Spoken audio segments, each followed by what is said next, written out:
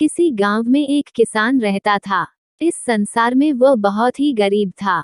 उसके पास जमीन का एक छोटा सा टुकड़ा था जिस पर वह खेती करता था। उसका गुजारा अत्यंत कठिन तरीकों से होता था। एक दिन सूरज की गर्मी चरम सीमा पर थी, परंतु किसान हमेशा की तरह खेत में काम कर रहा था।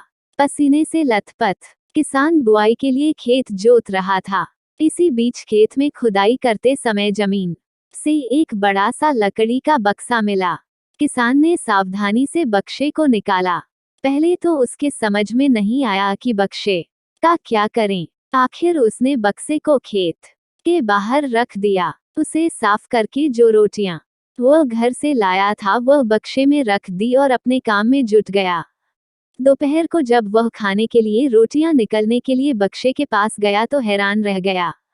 उसमें रोटियां ही रोटियां भरी हुई थी। तब किसान को पता चला कि वह जादुई बक्सा था। उसमें जो भी चीज डालो उसका 80 गुना होकर बाहर आता। जैसे एक मूंगफली का दाना डालो तो तुरंत उसमें से 80 दाने निकल पड़ते। किसान ने तृप्त होकर खाना खाया और उसके बाद किसान संतुष्ट होकर बक्से को घर ले आया। बक्सा मिलने के बाद किसान बहुत खुश था। उसे लगा कि उसके सब दुख अब दूर होंगे। वह लालची नहीं बल्कि धैर्यवान व्यक्ति था। उसने बक्से का दुरुपयोग नहीं किया। उसे जब भी किसी चीज की जरूरत होती तो बक्से से तुरंत प्राप्त कर लेता। समय गुजरने के साथ साथ उसके बक्से के बारे में गांव के जमींदार को पता लगा। जमींदार बेहद लालची था और उसे लगा कि ऐसी ही जादुई चीज पर तो उसका अधिकार होना चाहिए। उसके आदेश पर जमींदार के लठठेठ किसान को पकड़ कर ले आए। उसने किसान को धमका कर कहा, बक्सा जिस भूमि से मिला से है वो मेरी जमींदारी में आती है, इसलिए बता उस बक्से पर किसका अधिकार बनता है। किसान बोला, यह ठीक है हुजूर कि यह भूमि आपकी जमींदारी पर आती है, पर बक्सा जिस खेत से निकला है उस पर मैं खेती करता हूँ, अतः इस बक्से पर मेरा अधिकार बनता है। किसान गिड़गिड़ाया, लेकिन जमींदार ने बहुत धमकाया। बक्सा पाकर जमींदार बहुत खुश हुआ, मगर किसान का रो रो कर बुरा हाल था। जमींदार की अब चांदी हो गई। वह जो चाहता बक्से में डालता और उसे कई गुना पाकर खुश हो जाता। कुछ लोगों ने जादुई बक्से की खबर मंत्री जी के पास पहुंचा दी। पहले तो उसे विश्वास नहीं हुआ, फिर उसने अपने विश्वस्त सेवक को बक्से की सच्चाई परखने के लिए भेजा। वहां जो उसने बक्से का जो जादू देखा तो वह मंत्री के पास जाकर सारी सच्चाई बता दी। मंत्री ने जमींदार को बुलाया, फिर उसे डराते हुए कहा, हमें पता चला है कि तुम्हारे पास एक जादुई बक्सा है, उसे तुरंत हमारे हवाले कर दो।